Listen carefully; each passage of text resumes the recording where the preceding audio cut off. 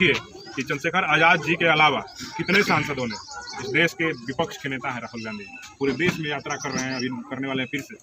संविधान बचाने का यात्रा। तो हम पूछना चाहते हैं राहुल गांधी जी, संविधान सिर्फ बचाइएगा कि उसको पढ़िएगा? उसमें SC ST OBC महिलाओं को, युवाओं को, पिछड़ों को जो अधिकार दिया, लेकिन भीम आर्मी एक मात्र संगठन है जो महिलाओं को बराबर की भागीदारी दे रहा है, बाकी लोग कहते हैं करते नहीं है। और भीम आर्मी आप देखिए, जब पटना में भी कार्यक्रम हुआ वहाँ स्टेज पे भी कई महिलाएं मौजूद थी। देखिए ये तो दुर्भाग्य है ना, हमारे समाज को इसको समझने की जरूरत है। अति संवेदनशील मुद्दा है, हम सबको समझना चाहिए कि हम जिस नेता के पीछे भागम दौड़ी कर रहे हैं, किसी को हिंदू राष्ट्र के नाम पे किसी के पीछे भाग रहे हैं, किसी को अपनी जात वाला के पीछे भाग रहे हैं, किसी के हेलीकॉप्टर के पीछे भाग रहे हैं, किसी के चेहरे मोहड़े पे भाग रहे हैं, क्या हुआ नहीं हुआ हमको नहीं पता है, लेकिन भीम आर्मी ने प्रण किया है कि बिहार के जितने भी जिले हैं, 38 जिले हैं, उसके हर एक गांव में हमारे भीम आर्मी के कार्यकर्ता, पदाधिकारी और जो भी नौजवान युवा हैं जो काम करते हैं, वो सब लोग जाएंगे और अपने समाज के लोगों को जागरूक करेंगे और बताएंगे कि आपके हक अधिकार, आपके ऊपर हो रहे शोषण, अत्याचार, अन्याय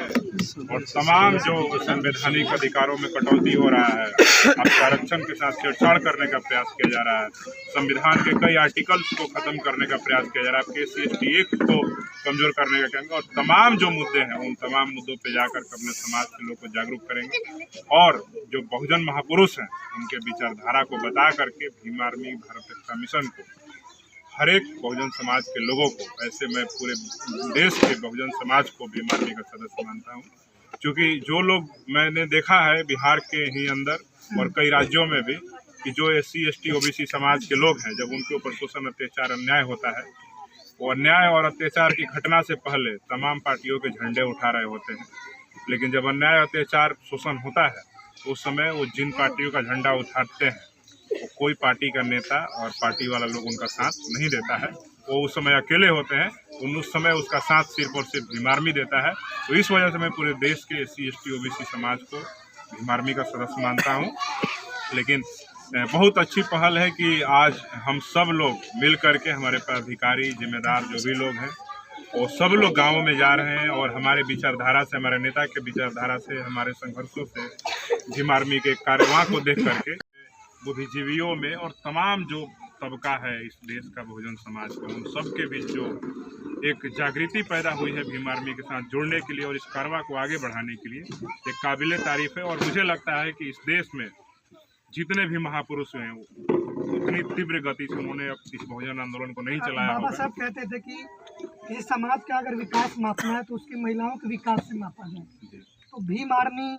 लगातार महिलाओं को जोड़ दे। जिस तरीके से पिछले दिनों पटना में कार्यक्रम हुआ, महिलाओं का जुटान था काफ़ी संख्या में, तो क्या कहेंगे अब हमारी समाज की जो महिलाएं हैं वो जुड़ रही है संगठन से और उस विचारधारा से प्रेरित हो रही है? बिल्कुल बिल्कुल महिलाएं जुड़ रहे हैं। आप देखिए ना, हमारे बीच में, हमारे बगल में खड़ी हैं आपके जिला के एक मजबूत, सब लोग कहता है इनको भीम शेरनी, इनका ममता बौद्ध नाम है, और ये अपने विचारों से अपने गांव के बच्चों को भी पढ़ाती हैं, रात्रि पाठशाला चलाती हैं। इनसे इस गांव की महिलाएं, अगल बगल की भी महिलाएं प्रेरित होती है और इनके काम को देख करके इस देश में सोशल मीडिया पे लाखों की संख्या में इनके फॉलोअर्स हैं और ये आज हम सबके बीच जुड़ रही हैं। तो कहीं ना कहीं इनको दिखता है कि भीम आर्मी ही एकमात्र ऐसा संगठन है जहां महिलाओं का सम्मान है, महिलाओं को बराबर का हक दिया जाता है। सिर्फ आधी आबादी कहा जाता है, लेकिन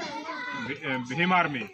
एक मात्र संगठन है जो महिलाओं को बराबर की भागीदारी दे रहा है, बाकी लोग कहते हैं करते नहीं है। और भीम आर्मी आप देखिए, जब पटना में भी कार्यक्रम हुआ वहाँ स्टेज पे भी कई महिलाएं मौजूद थी, और आज का जो कार्यक्रम हुआ तो ममता जी ने प्रण लिया है कि इस प्रदेश के अंदर अपने जैसी कई महिलाओं को तैयार करेंगी जो भीम आर्मी और बहुजन समाज के कारवां को आगे बढ़ाएंगी। चंद्रशेखर आजाद जी का इतना बखान किए, उनके कार्यों को यहाँ पे बताया लोगों को। लोकसभा में संविधान पे चर्चा हो रहा है, 75 वर्ष हो गए संविधान के, गौरवपूर्ण यात्रा पर जो है लोग चर्चा कर रहे हैं। चंद्रशेखर आजाद जी वहाँ बोले कि बहुत सारे लोग संविधान को जाने के लिए आए, लेकिन संविधान का पहला आर्टिकल इसमें इंडिया दैट इज भारत लिखा हुआ है, हम लोग जाकर उस सदन में हिंदुस्तान कहते हैं। तो इसके बारे में क्या कहेंगे? ये तो दुर्भाग्य है ना, हमारे समाज को इसको समझने की जरूरत है। अति संवेदनशील मुद्दा है, हम सबको समझना चाहिए कि हम जिस नेता के पीछे भागम दौड़ी कर रहे हैं किसी को हिंदू राष्ट्र के नाम पे किसी के पीछे भाग रहे हैं, किसी को अपनी जात वाला के पीछे भाग रहे हैं, किसी के हेलीकॉप्टर के पीछे भाग रहे हैं, किसी के चेहरे मोहड़े पे भाग रहे हैं,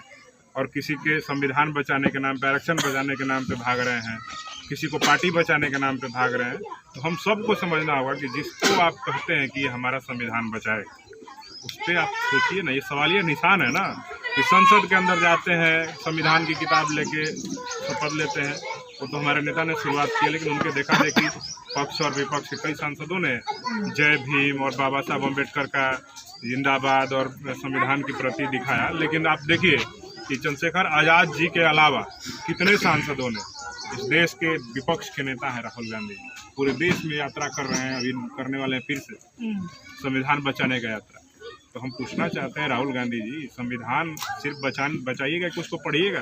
उसमें SC ST OBC महिलाओं को, युवाओं को, पिछड़ों को जो अधिकार दिया गया उसको दिलाइएगा भी। आप सिर्फ संविधान बचाने की बात करते हैं, आप संविधान के पन्ना पलट के नहीं देखते। और वो नया एक किताब ईजाद किए हैं संविधान का, छोटा हैंड, हाँ वो लग रहा है कि पूरा छोटा सा किताब में पूरा संविधान पढ़ जाएगा। तो आप पहला आर्टिकल ही नहीं पढ़े हैं। अब हम तो बड़ा दुर्भाग्य होता है कि इस देश का सबसे बड़ा राजनीतिक परिवार जो इस देश की आज़ादी से पहले अब तक भारत में राजनीति कर रहा है, और उस परिवार का जो अपने आप को दावेदार कहता है कि हम प्रधानमंत्री के दावेदार हैं, और वो संसद भवन के अंदर हिंदुस्तान हिंदुस्तान हिंदुस्तान, भैया क्या मजाक बना के रखे हो। संविधान के पहले पन्ने में लिखा हुआ है इंडिया दैट इज भारत। तो मुझे ऐसा लगता है कि हमारे नेता ने उन जो लोग हिंदुस्तान कह रहे थे उनको चेतावनी दे दिया है, और अगली बार से मुझे लगता है कि राहुल गांधी और तमाम जो बड़े बड़े नेता हैं सदन के अंदर, पक्ष और विपक्ष के, इनके लहजे बदल जाएंगे और हिंदुस्तान कहने वाले लोगों की संख्या घट जाएगी। तेवर जो सदन में था, पहले होते थे कांसीराम साहब, जो इस तरीके से कुछ उनको बोलने से रोका जाता, बोलते थे सड़क पर देख लेंगे। मायावती जी भी ऐसा की है, वहाँ से इस्तीफा लेकर चली हैं, और अब चंद्रशेखर आज़ाद तो आंखों में आंखें डालकर बोल रहे हैं, पीठासीन को हम बोलने लगे कि आप मुझे नहीं रोक सकते। देखिए ये परंपरा आज से नहीं चला है। जब संसद भवन के अंदर हम सब ने बाबा साहब से सीखा है, बाबा साहब को अपना आदर्श मानते हैं। सदन की बात वहीं से शुरू होती है, जब संसद भवन के अंदर बाबा साहब को भी बोलने से रोका जाता था। तो ये तेवर बाबा साहब का भी यही होता था, और ये तेवर मान्यवर साहब कांसीराम जी का भी यही होता था, और ये तेवर बिहार के एक बड़े वीर बहादुर नेता रामविलास पासवान जी, जब उनको भी बोलने से रोका जाता था वो भी इसी प्रकार से जवाब देते थे। और वही तेवर अब हमारे नेता चंद्रशेखर आज़ाद में है। और हमने कहा ना कि शिक्षित बनो, संगठित बनो, संघर्ष करो का नारा बाबा साहब का जो है, उन्होंने लगता है कि उस समय ध्यान नहीं दिया होगा। स्वाभिमानी बनो का जो लाइन है ना, इसको हमारे नेता चंद्रशेखर आज़ाद जी ने जोड़ा है बाबा साहब के नारा को बढ़ाते हुए, उनके विचारधारा को, कारवा को बढ़ाते हुए।